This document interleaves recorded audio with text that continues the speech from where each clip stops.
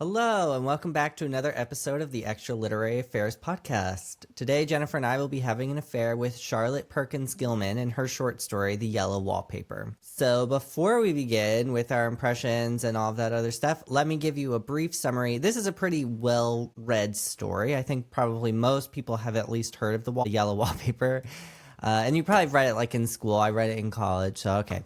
But just to give us a reminder, The Yellow Wallpaper is a haunting short story that explores themes of mental health, gender roles, and confinement. The narrator, a woman suffering from postpartum depression, is prescribed a rest cure by her physician husband, John. Confined to a room with disturbing yellow wallpaper, she becomes increasingly obsessed with its patterns. As her isolation deepens, she begins to see a woman trapped behind the wallpaper's design, an eerie reflection of her own entrapment. The story culminates in a psychological breakdown as the narrator believes she has freed the woman in the wallpaper by tearing it down, symbolizing her own desperate attempt to escape societal and marital oppression. Gilman's work is a powerful critique of the treatment of women's mental health in the 19th century and remains a seminal feminist text. So before I give an author bio, Jennifer, have you ever read this story? Have you ever heard of it? What's your relationship to this story so far? Or prior to us reading it? Yeah, so Joey, I read this probably in 2002. So I am 20 years plus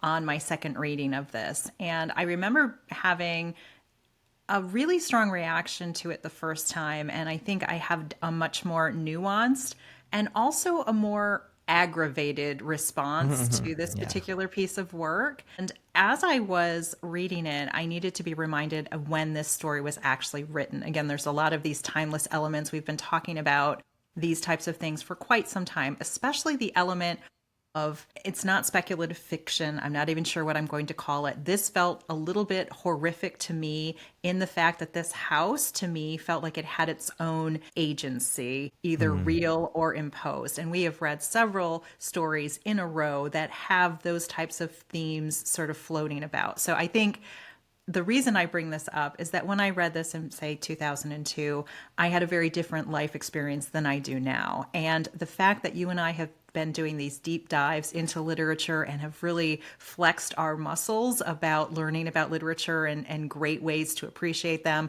I think my appreciation of the story is greatly increased than where it was 20 years ago. How about you? Yeah, Other than reading it in college, which probably was not the same time I was reading it. No, I didn't go to school in 2002. I mean, I was in school, but I was not in college. I did read it in college. I didn't read it in high school. Probably a lot of people have read it in high school. I don't really know, but I imagine that's true. But I think there is a lot of scholarship around this story because it's so well written and it does dive very deeply into the state of a woman's mental health, dealing with postpartum depression before that even is a thought that could be a diagnosis. I mean, that doesn't happen until the 1970s, and this was written in 1890 something. Okay, yeah, it was published in 1892. 1892, not 1992, that's when I was born. But yeah, I think there is this sense of like, is this actually speculative? But before we get into all that, let me give you the little bio here. So, Charlotte Perkins Gilman, she was born in 1860 and died in 1935. She was a pioneering American writer, feminist, and social reformer whose work challenged the restrictive gender norms of her time. Best known for her semi-autobiographical short story, The Yellow Wallpaper, and published in 1892, Gilman used fiction and nonfiction to critique the economic and social constraints placed on women, particularly in marriage and motherhood. Her writing blended sharp psychological insight with bold social commentary, making her a central figure in early feminist literature. Through works like Women in Economics in Her Land, Gilman advocated for women's independence, education, and equal participation in society. Her legacy endures as a powerful voice in the fight for gender equality and as a literary innovator who helped shape modern feminist thought. Okay, now we know who she is. We do. And Joey, can we just take 1 second to talk about what was going on in the United States in 1892? And sometimes for me, it's just really important to know the larger context. So I looked up, hey, what was happening in the United States in 1892? And one of the really interesting things is that in 1890, so a couple years prior to this being published, and again, we don't know exactly the day it was written, but it's in this general area, the National Woman Suffrage Association and the American Women's Suffrage Mm. Association combined together to become one organization. So for those of us who have always enjoyed the right to vote as a woman in America, it's a little mind boggling to think, oh, right, we didn't get the right to vote as women until 1920. So it's many years after this was written, but the conversations obviously were taking place. What I also thought was interesting in a larger context that does not come up in the story, Ellis Island opened on January 1st in 1892. So this whole wave of immigration and being welcoming and the melting pot and all the things that we're talking about literally in America today started. There was also still the side effects of the Civil War. Jim Crow laws were up and coming. There was a high number of lynchings and other violence against the African American community, which again is not in this story, but it's part of what she was experiencing in her lived life. And when I looked this up, it specifically mentioned in the world of arts and letters, writers like Charlotte Perkins Gilman gave voice to issues of gender and mental health. The Yellow Wallpaper, written in this very year, explored the plight of women and the limitations placed upon them by society. So I appreciated that she gets a footnote in history as like, this is one of the milestone things that happened is that this piece of early feminist literature was put out for public consumption. And I love the fact, and this is something that I learned in this reading that I think escaped my attention previously, this is semi-autobiographical. So she is definitely reflecting on, I believe, her urge to write, her urge to produce, and how that was seen by those in her life. And I think she was also suffering from postpartum depression. I think that was probably the impetus for this story, which is so interesting because it's really like it's written basically as a diary entry anyway, but it really captures like what was going on in her head potentially. This is semi autobiographical, of course, what could potentially have been going through her mind as she was trying to deal with postpartum depression, but not having the language or the access to proper treatment because like I said in the beginning, postpartum depression is not something that enters the lexicon until the 1970s. And that's a long way off. She's closer, she was born closer to 100 years prior to that diagnosis becoming a thing for women. So, I mean, we can see what happened. That wasn't good. So thankfully we have that now. Thankfully, we have that now. But Joey, I appreciate you grounding us in that concept because I think that is a topic that in my lifetime, I was born in the 70s, that it was acknowledged. And I think that I didn't hear about it or the people in my life who were of childbearing age, that really didn't become a thing that was even discussed until I would say maybe 20 years ago when there was a horrific experience on the national news of a mother taking the lives of her 3 children as a result of her postpartum depression. And I think that started a lot of conversations. And so it is a useful reminder of how many generations of women and babies were born into situations where this was happening. And as it was alluded to in our intro and in the story, she needed the rest cure. She was just making this up. It was just common depression. Her husband would like her to, put on her big girl clothes and get on with life because that's what he had a wife for. That was her job. And she was not doing her job. And I'm just feeling especially grateful in this moment in time to be born in a generation where these conversations are happening. And it's not just summarily dismissed as the woman's imagination. I just wanted to add that that's an important note that you just brought up is that even though there was a diagnosis of postpartum depression in the 70s, it was still very much a taboo. And so it took even longer for that to be generally accepted and spoken about. I mean, I'm sure that women in the 70s weren't like, oh, raise my hand, I have postpartum depression. That's not something that was going on. That's still something that's very much like, oh my God, you have to go to therapy? That's horrible. There's something mentally wrong with you. You're like, you have to be ostracized from society. But anyway, that could be a whole nother conversation, but go ahead. So Joy, I'm on a tear at this. So when you were talking about this also feels in a contemporary sense in the 70s, 80s, 90s, up until maybe the mid, 20 as a huge shame-based Yeah. diagnosis. You can't say, I had this beautiful miracle baby and I am miserable. That just did not seem like an opportunity for anyone to come clean. And we've talked about this a lot. You don't have the language, you don't have people in your life who understand your experience, or they just dismiss it, or there is a high social cost for speaking your truth. So I am just so impressed with this particular author, knowing that even contemporarily, it's a little difficult to talk about this topic, that she did it in 1892 and said, this is my story, Yeah. sort of my story. I'm not going to Yeah. own the whole story. You know what? Probably less semi autobiographical and probably closer to just being straight up autobiographical. Okay, but anyway, because we can get on a whole other tangent about the suffrage movement and mental illness, taboos, and stuff like that. But that's not what this is about today. So, well, it sort of is, but not entirely. So, Jennifer, why don't you give us your initial impressions of the story? We know that you said that you had read it in the early 2000s, which feels like it was just yesterday, and it was not. It was not. And it was interesting for me of how many details I did not recall. So this felt in some ways a very fresh story to me. And I found the language antiquated in a charming way. There are a few phrases that I'm sure we'll talk about as we explore the story that I was just like, that is a great phrase. And I do not know why we don't use that phrase anymore. And it was a phrase that actually came up in a story that I'm reading by Forster. So it's interesting, these cultural kind of timestamps based on this antiquated but contemporary language. I found it curious how many references that just made my eyes roll and just like, really? When she's like, oh, my husband laughs at me, but that's something to be expected in marriage.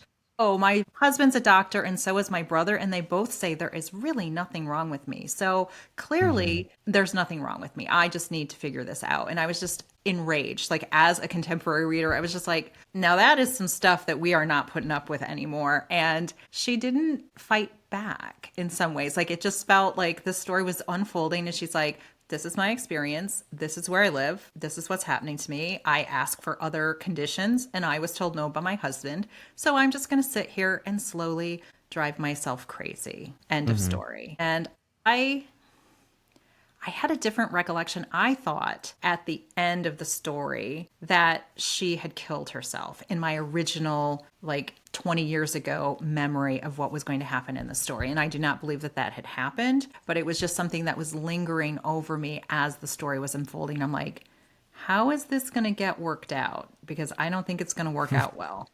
So one of the other things that I found really interesting in the story is the way in which the house is in some way a character. This wallpaper has agency. It seems to have motive. It seems to really be working as a character in this story, Joey. And what is that called when somebody puts that on an inanimate object? So glad you asked. Okay, I will preface saying that, like, we're going to try to explain some literary terms because I think sometimes we obviously speak like that to each other because we know, if you know, you know, kind of thing. So we don't really need to define anything for ourselves.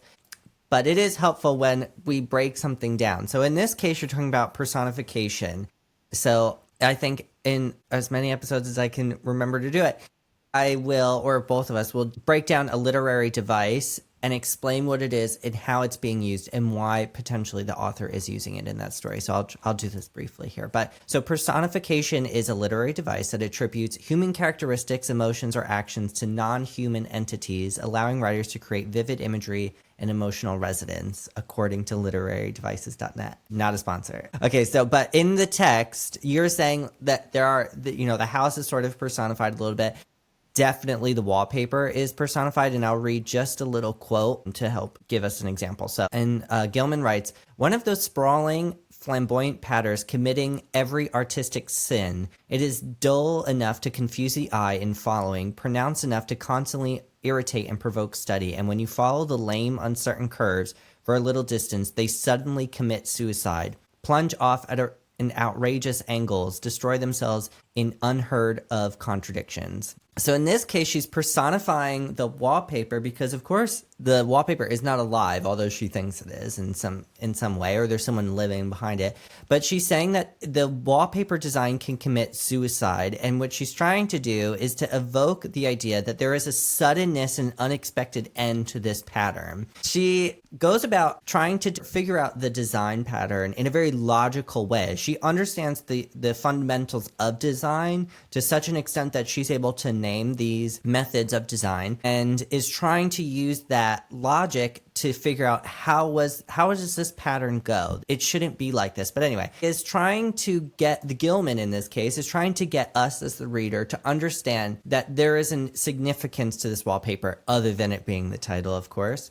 She's sort of foreshadowing that the wallpaper will become alive in some way. So she's doing it to really communicate something that could take a very long time. I just took a much longer time to explain that. And she does it immediately when she describes something like that. So something to look out for, readers.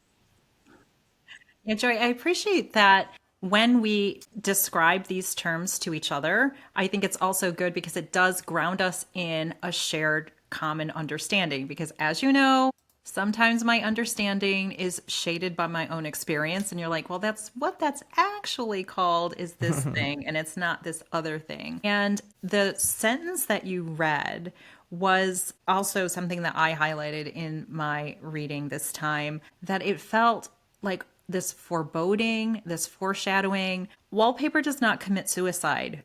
It does not do that. It may sag, it may fade, it may fall off, but it is not actively ending its existence. And the idea that she was sitting in this locked room, we hear that the room is locked, there are bars on the windows, and her bed is nailed to the floor. These are not normal life conditions that I've experienced. And so it was all of the setup of like, huh.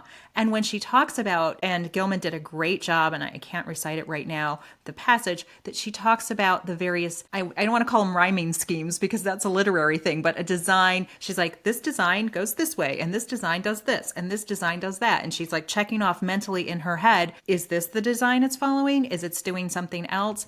And it gave me the feeling, as a person who's not rooted in a design background, that she was sitting there for hours and days staring at the same four walls trying to figure this out. And it's like that was just a very oppressive feeling to read that. And Joey, just one last thing I want to ask you about, also about design. I grew up in a house that had yellow wallpaper and it had these beautiful little yellow flowers on it. And like my mom was really proud, and it was in the like mid to late 70s. And it was like happy and joyous. So when I hear the yellow wallpaper, I think springtime, beauty, sunrise, like all of these very positive associations. And in this story, you know, they talk about it being putrid and rotten and just I had all of them like, no, this is beautiful yellow wallpaper. I'm like, no, it is not. No fairy tale for you. It is not. She says, I know a little of the principle of design, and I know this thing was not arranged on any laws of radiation or alternation or repetition or symmetry or anything else that I ever heard of. It is repeated, of course, by the breaths, but not otherwise. So there is something so unsettling in this story for me about how logical that she can see things, but also we can see we're following her descent into madness. And now that's not a nice way to say that, but that is, I think that is the point, is that she's this is probably how this was perceived. I mean, at the time, was that this is a mad woman. Okay. This is related to 3 Drops of Blood by Sadegh Hedayat, because we're also following him into his descent into madness, which he seems like he probably starts out the story pretty much there. But we have to like catch up. We don't really know what's going on, and there's a lot of ambiguity. And I think after reading this story so many times now, I see a lot more ambiguity. I'm not really sure that she's where she says she is, and I'm not sure that the relationship she has with these people are as she's defining it to us. But we don't know because we have an unreliable narrator, just like we do in 3 Drops of Blood. So I think you get these little things, these little details that she's giving us that seem like, oh, that's rational. You're talking about concepts of design. So you're clearly rational and cogent enough to be able to give us that information. And that's how you're trying to figure out what's going on with this design. And I think it really brings us, it sort of messes with us as the reader because we're not really sure. We start out the story thinking, oh, yeah, okay, this is a rational person. And I talk about the status quo quite often because I just happen to love when a story does it or an author does it really well. And it reminds me of Edgar Allan Poe in this case because he does this perfectly every time, is that he convinces us that the narrator or the protagonist is correct. We should believe this person. They are smart, they're sensical, they know what's going on, they have a good handle on the reality of the story that's going on around them.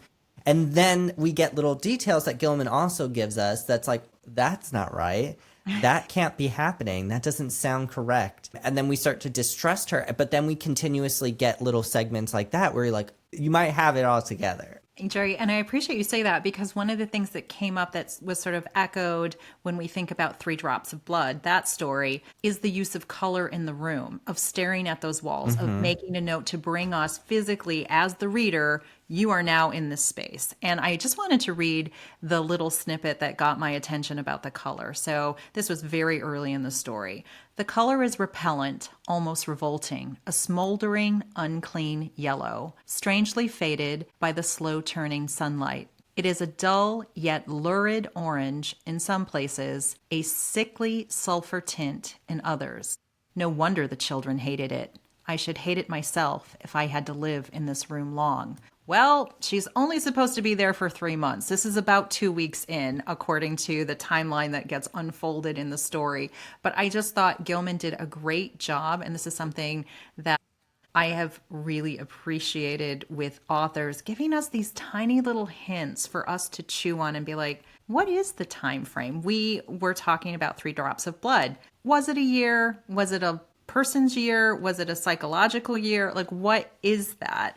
And I think understanding that there is perhaps some unreliability about time and about a person's perception, but I completely agree with you. She talks about design terms. She talks very fluently and intelligently, and all of her arguments make sense. And the thing that was the most chilling for me, Joey, when she talked about being in the bed, and she's like, it's really curious that the wallpaper in an arc around my bed, just about as far as I can reach, is all ripped off. And I was like, well, who do you think did that ripping, miss? Yeah. And it's like, no. It was a boys' school before this. Some bad boys in the past must have done this. And like, there was like I want to call it like a little skid mark of like somebody going around the corner, crawling, making a mark around what feels like prison. I'm like, it just was very moody, like very, very moody, but also the just matter of fact of like, Joey, I find it really curious that in the area that I can reach around my bed, all of the wallpaper has been stripped off. I wonder who did that. Yeah, and there's those little claims that she makes. Like when the thing you just read, she says that the boys or the children must have hated it. There's no proof that this was a nursery. She calls it that. She dubs this room a nursery, but there's no evidence to support that. That was her speculation. She said the house had been empty for a long time. Again, we talk about these ghost stories. She actually, in the opening couple of paragraphs, she makes reference to my romantic claims that this is a haunted house have been dispelled because it was really just a house that had some dispute of the people who inherited it. So it was also setting us up as like, wait, is this a ghost story? What is actually happening here? And she does do that speculation very well, because the thing that was, in addition to the wallpaper being ripped around her bed that was nailed to the floor, creepy. Another creepy thing she said, there were rings in the wall, like in a nursery. I'm like, rings for what? Because when I think rings, I think, the Three Musketeers being locked in a dungeon somewhere and like shackled, manacled to the walls. I'm like, we don't have rings on the walls where I'm at either. So it was just very curious language. I just want to read that quote where you talk about the description of the room in this case. So she writes, "It is a big, airy room, the whole floor nearly with windows that look all ways, and air and sunshine galore. It was a nursery first, and then a playroom and gymnasium. For the windows are barred for little children, and there are rings and things in the wall. In the paint and paper look as if a boys' school, had used it. It is stripped off, the paper, in great patches all around the head of my bed, about as far as I can reach, and in a great place on the other side of the room, low down. I never saw a worse paper in my life. So again, Gilman establishes this trust with us, the reader, just as Poe does, or Shirley Jackson. There are a few authors that I can think of, like, I trust what you're saying, and then I know that you're telling me a lie, but I still love it. So she is giving us this information, and we're like, oh, sure, yeah, this was a nursery, of course. Not really sure about the rings and the bars on a window. I mean, usually if someone has bars on their windows, it's lower down, like at street level, and not at the top of the house, because Excellent observation. that It's makes not a no security sense. thing. Yeah, so it's keeping something in. And she says that there's a gate at the top of the stairs, so keeping her in at all points of exit there. So it's interesting that I will only speak for myself, I guess. I can't speak to all readers, but it's interesting that I immediately believed her. Oh, this is of course a nursery. This has to be a nursery. This is a story about postpartum depression, and this must be exacerbating that. But her child is never named, number one, and comes up like in the PDF that we read on page 3. So we're a bit into the story. It's only 15 pages of that PDF. We don't even know that there's a child involved. We don't know that is part of the story yet. So it's interesting that comes up, and it does lend itself to us believing like, oh, of course this is what it's about. Maybe this is like a nod that the author is doing, but there is no proof. There's no evidence, and she never provides it. It's only ever that. And to your point, when you're saying the wallpaper is ripped above her head as far as she can reach, how long has she been in this room? And you're talking obviously about time and how this is an unreliable narrator, just like in 3 Drops of Blood, where we're not really sure. What is a year to you? What is 3 months to her? Which I believe her name is Jane. And I think, which is interesting, that at the end of 3 Drops of Blood and at the end of this story, the author reveals the character's name.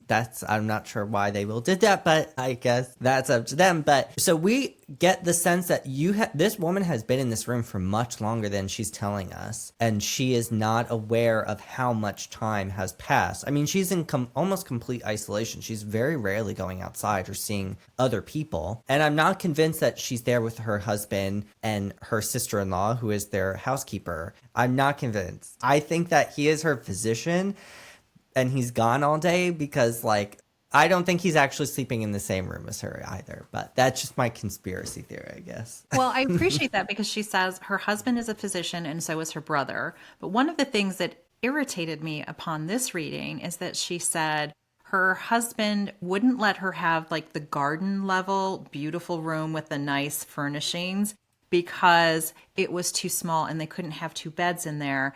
And if they didn't have 2 beds, there also wasn't a room close by where he could have his own room. That is what the story told us, that her husband wanted that. And because he was a physician, he was often out on cases overnight and didn't come home. And possibly, yes, we're thinking this is the 1890s. We do not have major hospitals. We don't have trauma units. We don't have, a lot of the things that we take for granted now. So maybe he was out delivering babies. Who knows what he was doing in the middle of the night. But it just didn't feel right. So I agree with you, Joey, that there is a lot of interpretation for, is this the reason you don't see him at night is because he's actually a doctor and he just comes and does whatever he needs to do for you and then he leaves. But she does talk a lot about her days are prescribed hour by hour by hour. So she is kind of regimented in some way.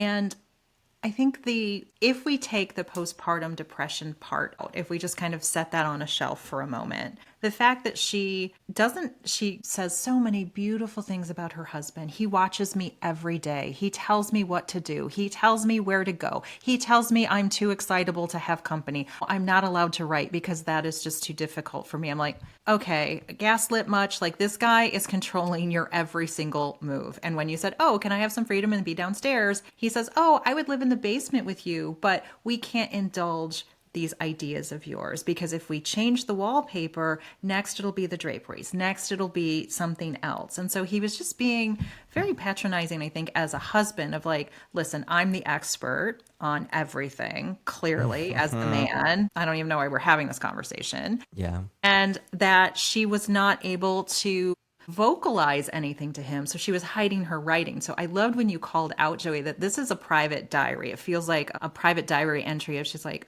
and here's another thing. Let me just tell you what's really going on in my life. And she tells us like she's secreting the diary away. She's like, oh, I think John's sister's coming, so I need to put this away.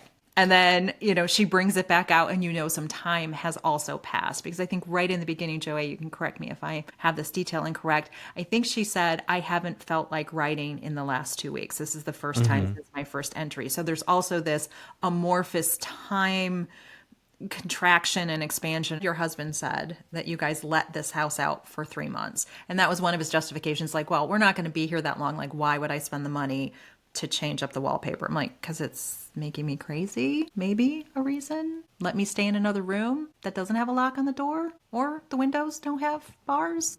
Yeah. Yeah, I think that maybe I'm changing my mind about my little conspiracy theory there. I think that they probably are married, but I think that he is feeling a lot of shame and embarrassment for his wife being mentally ill. And so that's probably why he secreted her away. So, okay, maybe, I do think that you're right in that she's been there for much longer than she's letting us know. I don't think she's aware of how long that she's been there. But I do think that John, as an antagonist, or sort of like the villain in this case, because he's a frustrating man to read, he's hard to read about because he's so infuriating, because he is so domineering. And she is, what you mentioned in the very beginning here, is that she sort of succumbed to her fate here, because I think she's aware that she lacks bodily autonomy, especially at this moment in time, and she doesn't have a choice. If her husband says she has to do this, he's a physician and a man, and she says that he is of high standard, high rank or something like that. Like high status or something. High status, there you go. And her brother is, and he agrees. So we have two high-standing men in society who agree that she is a hysterical woman, basically, and needs a rest cure, which is ironic because she, of course, this is not what helps her. It is what hinders her progress and her recovery from her postpartum depression even more and exacerbates that. So they're wrong. And she says many times, like, listen, this is not what I want. I want to get a job. Like, I want a purpose, and that's what I'm looking for. And it falls on deaf ears every time. There was one quote when it was real. It's like a warning that he gives her that I want to treat, but when he calls her little goose. Yeah, he infantilizes her often. When he just dismisses her as, the little girl, or he calls her little goose, like, don't be silly. That's not what's happening. And I was just like, oh my gosh. And Joey, I appreciate what you were expressing, that, she has a desire to work. She actually says, like, I want a job. I want to work. And in my mind, her work was her writing. And I think in her husband's mind, it's like, you got one job. You are a wife and a mother, and you're not doing either one of those. And she's like, do you know? And she writes in her diary entry that we're reading as the story, do you know how hard it is for me to just put on clothes and entertain people in polite society? Like, that is all I can do in my day. And her husband's like, that's the bare minimum. Like, that's not even, you don't get credit for that. That's just part of the job. And I think the awareness of this character to say, I think they're wrong. She says, personally, I think they're both wrong. Personally, I think what I really need to do is work. And it was just very interesting that she used the word personally in 2 sentences back to back of like, okay, I'm really glad these men have these ideas about what is wrong with me and they're experts, and how dare I offer an opinion, but just personally, here's my experience. And I think, again, as a modern reader, you're like, of course she can say that. Of course she's going to fight back. Of course all of these are going to happen. It's like, yeah, women didn't have the right to vote. We weren't driving. We weren't working outside the home as any established profession with any type of credibility in a society that was very restrictive. What was she supposed to do? She survived the burden/miracle of childbirth, which was not a guarantee at all at that time. And yeah, it's a lot, Joey. It just really makes me, as a modern reader, think about, it's no picnic being a mom, right? At any time. And how horrific it was to not even be able to express your truth in any other format than a diary entry that you have to hide from your husband and the world. There's a lot of emphasis on the fact that John does not want her writing anything, and I think it comes back to his shame and embarrassment because he doesn't want a written record that this was all happening. Because I'm seriously convinced that she's been there much longer than she's telling us, and she's obviously forgotten because of her what seems like psychosis at this point. I don't know what postpartum depression is like, obviously, but it seems like it devolves eventually. And there's one sentence that switches it from she's hanging on by a thread and then she's lost it. And I'm not. I'm just not holding Yeah. on. And Joy, I appreciate that you brought up the idea to me, which I've been thinking about, is who gets named, right? It's the child. I don't even know if it's a female child, a male child. We talk about John. We talk about her brother. I don't think her brother was named, but he actually has a function. And then Mary, which was John's sister, who came to take care of the child. So I think that's also sort of an interesting detail to have left out, that as I have heard other people, and I am not a mother, so I have not experienced childbirth, so I cannot speak to this, but what I have heard other women talk about is this sort of indifference to your child. It is this lack of what we would call a maternal instinct. You're just like, I don't know, it's a kid. And that, of course, is not a society. It's not something this society will allow you to say, let alone encourage you to seek help to mitigate the depression that caused those feelings. Just very interesting, who gets named and why not? And why is her name revealed at the end? Like, that's And is that her name? Because she's telling us all of this information. It's, of course, this is written in stream of consciousness, which I actually forgot that it was written in stream of consciousness because I always think of that writing style as with Virginia Woolf.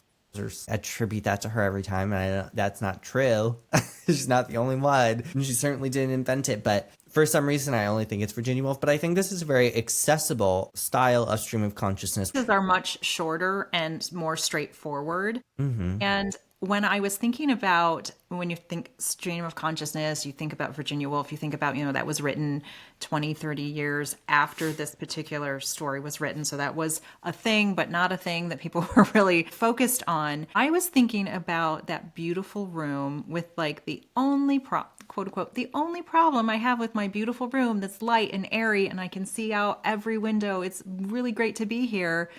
Except my bed is like nailed to the floor and there's bars on the windows and this wallpaper is making me crazy. And I think I see a lady behind there, like trying to break out of the bars. And maybe the lady who breaks out of the bars, maybe that's the lady whose name, like maybe she's just had this total like symbiosis of experience. Like, I don't know which character am I in this story? I'm not quite sure.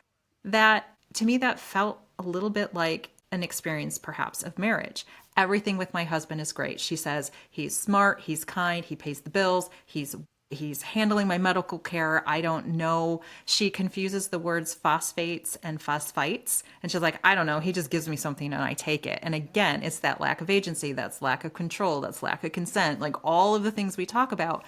I thought that was a little bit of a metaphor of her marriage, of like, my marriage is great. Everyone would love to be in it, until you hear all the little bits and pieces that you're like, I don't think I need that, actually. Yeah, I think it's so much of this story is so frustrating for so many reasons. But because John is really imposing so much of his will, I think it's just because he's ashamed of her mental health, her mental state, because she's not experiencing those feelings of motherhood that she is supposed to, which, like, I don't have a kid, but I get it. I would be depressed if I had a kid too. So I get it. Okay, there's no shame in that. But yeah, I think a lot of this story is a result of his will of this is what's supposed to happen. I'm a physician. You have to listen. You don't have an option. You don't have the autonomy to walk away from this marriage. So you have to do it. There's a scene when when they're having a discussion, he's like, oh, no, you're better. And she's like, no, I'm not. I'm not feeling any better. And he's like, no, yeah, you are. Yeah, this house is good for you. He says that to her. It's like, this house is good for you. You're definitely doing better. And she's like, Okay, if you say Yeah. so. They're talking, she's saying, like, I want to go. Like, I'm sick of being here already. And Joey, she said she wanted to go see her family, right? So it's not like she's like, I'm going to jet off to Paris. She's like, I'm going to go see my favorite cousin and her husband. It's like, no, you don't have the energy for that. And she's like, but maybe I'd Yeah. get energy if I was allowed to go see another human who wasn't you. Nope. Yeah. I'm going to read this. It's a little bit longer, but I think like this scene is a good summary of what's going on here. So when she wakes up and she's like going to look at the wallpaper, he says, "What is it, little girl?" Which pisses me off to no end. "What is it, little girl?" He said. "Don't go walking about like that. You'll get cold." I thought it was a good time to talk, so I told him that I was really not gaining here and that I wished he would take me away. "Why, darling," said he, "our lease will be up in 3 weeks and I can't see how to leave before. The repairs are not done at home and I cannot possibly leave town just now. Of course, if you were in danger, I could and would, but you really are better, dear, whether you see it or not. I am a doctor, dear, and I know. You are gaining flesh and color, your appetite is better. I feel really much easier about you." "I don't weigh a bit more," said I, "nor as much, and my appetite may be better in the evening when you are here, but it is worse in the evening when you are away." "Bless her little heart," he said with a big hug. "She shall be as sick as she pleases, but now let's improve the shining hours by going to sleep and talk about it in the morning." "And won't you go away?" I asked gloomily. "Why, how can I, dear? It's only 3 weeks more, and then we'll take a nice little trip of a few days while Jenny is getting the house ready. Really, dear, you are better." "Better in body, perhaps," I began, and stopped short, for he sat straight up and looked at me with such a stern, reproachful look that I could not say another word. "My darling," he said, "I beg of you, for my sake and for our child's sake, as well as for your own, and that you will never for one instant let that idea enter your mind. There is nothing so dangerous, so fascinating to a temperament like yours. It is a false and foolish fancy. Can you not trust me as a physician when I tell you?" That was longer. Okay, but the point of reading that is that he's trying to cover his tracks here is what I'm thinking is that he is like, do not say something's going on with you mentally. A physical ailment is okay according to societal standards. If you have a cold or if you have a stomach bug, we can see your progress. We can track that physically. You don't have a cough or you're not sneezing, you're not throwing up. But your mental health, we cannot track. It's not a physical, and it's not on your body. I cannot measure it in the same way, And and he neither said, can anyone else. yeah, Joey, and sorry to interrupt that. He said, if you were in real danger, right? Again, bodily harm. Psychologically, she is losing her mind and she is very carefully saying, I'm not okay right now. And he was like, you know what? We're not going to talk about this right now. Let's go to bed and just see how the morning brings. And she's like, okay, well, I'll just still be the same in the morning. But now I'm feeling worse because I can't even admit, like, if I had the courage to admit to you what was going on, you just silenced me. And I think we talk a lot in our conversations about the silencing of people when they're trying to speak their truth, whatever that truth is about whatever topic. And she is like, I am not well. And Joey, if I could just take a little bit of a pivot, that this was curious when we talk about the reliability of the narrator. And this is where I got a little question mark in my mind. It's like, were you ever fully mentally 100% a-okay? Or is it, again, we had talked about a Shirley Jackson's story about the kid on the train and the devil, the witches. Yeah. That was the one. Yes, the witch, witch. That were like one part of our experience. Somebody's like, oh, it's just a kid's imagination. There's nothing wrong with this story. Like, you should let kids imagine whatever they want. In this story, she said, when I was a young girl, I could see the bureau wink. The knobs of the bureau would wink. Like, so she was, again, this personification. She was giving human characteristics to objects in her family's home. And she said, but I knew the couch was always my protector. So if anything was going wrong with any of chair. the chair, sorry, the chair. Yes, the chair is my protector, and I could go and be, cocooned into this chair and it would protect me.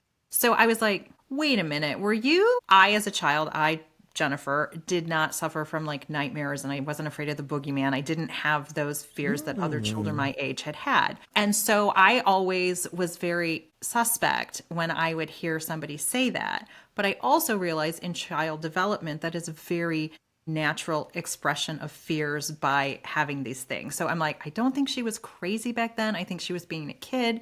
But the fact that Gilman puts that in to me was just a little ding against her credibility. She had all of this other knowledge about design and other topics that seemed really right on an adult. And then this thing reverting back to her childhood of even as a kid, I had a fanciful imagination. And that made me so angry, Joey, when we talk about her husband. He was like, a person with your temperament and imagination just really shouldn't indulge it. And it's like, she's a writer. She's an expressive human being trying to have an experience, which at every turn is getting squashed. And that was just infuriating to constantly read those little things. She's like, oh, in a marriage, of course your husband's going to laugh at you. I'm like, are we laughing together or is he laughing at you? And she's getting laughed at and she is not laughing back. Yeah. Well, I want to say two things about the bureau winking thing. Is that you can tell that you're an eldest child because nobody was there to scare you. Okay. Correct. I have an older sister who absolutely told me that there were monsters and ghosts in our house. And definitely made me afraid of the dark. So thank you so much for that. And that I saw that scene differently because she says, I never saw so much expression in an inanimate thing before. And we all know how much expression they have. So I think that this was lending to her credibility, in my opinion. So it's very interesting that we have literally opposing views on this, is that I think that we all see like faces or patterns in like a wood grain or something like that, or the clouds or something like that. Like it's natural, it's inherently a human thing to do, is to immediately see a pattern. It's just like how our brains work or whatever. Ask a neurologist if you want more information or something. So to me, that lent credibility because she's saying like, you definitely have seen a face in a wood grain before. So, and I'm not alone. You've also done this. So I'm not crazy, for a lack of a better term. I'm as crazy as you are for seeing the same thing that you saw. She's normalizing the behavior of finding a strange pattern in this yellow wallpaper by proving to us that we could also do it. And I thought that was genius. Like, what a great way to do that. But it's really interesting that you thought that was the opposite and you had the opposite experience. Yeah, Joey, the way that you described it was a much more charitable view than I had. And I think this says a lot more about me than it does about the story, that I, as an oldest child who did not experience some of the terrors of childhood that others did, like with bad dreams and that kind of thing, it just didn't. Although I did see the Invisible Man when I was a child. So that's a whole nother story for another day. So it's not as if I was unscathed from my childhood. There's a very great story about me the day I saw the Invisible Man. And everyone's like, that's not a thing. Like, it happened. The point of this story is that I dismissed her as being a person who is a little neurotic.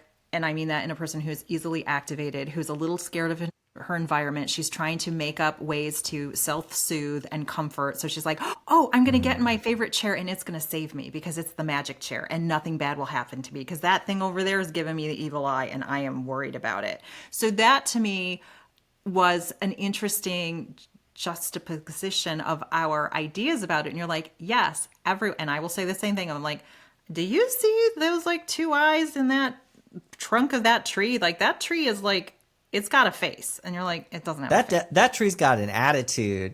They're like, that's not a thing. I'm like, well, it's a thing to me and I'm not crazy. So yeah, so I do appreciate, Joey, that you brought that detail to light for me to say, I think she's trying to very clearly help us identify with her to say, I'm not that far afield. Something is happening to me and it could very well happen to you. Yeah, I agree. Okay, good. And Joy, in conclusion, what I would like to say about this story is that even though it was written so long ago, it still feels very relevant to experience. You did a great job of reminding us about personification, about unreliable narrators, about what are the clues and the foreshadowing. What specific language did she use when she said, it looked like the lines on the wallpaper were going to commit suicide? That created a mood for us. And so, as we say every episode, please go and read the story. It's readily available practically everywhere. The internet will be your friend and we will leave. Free. Yeah, it's free. if it's free, it's for you. It's free, it's for me. And that it is just definitely, it's a short read and it will probably leave you questioning some things both about the story and about how far we as a society have come since 1890s. So And how highly far we recommend it. have not. And how far we have not, Joey. And I didn't want to be the Debbie Downer in that, Oh. mentioning that, but I was like, yikes, like these topics could have been written last week. Yeah. I am excited about that, and I am horrified that these things are so relevant in this current environment. Next week, we're going to be continuing our exploration into madness in literature, which happened sort of by accident. It's our summer of madness, Joey. I am very, Yeah. very down with Oh, that that's a topic. nice one. We are Summer definitely of having Madness. Summer of Madness 2025 edition.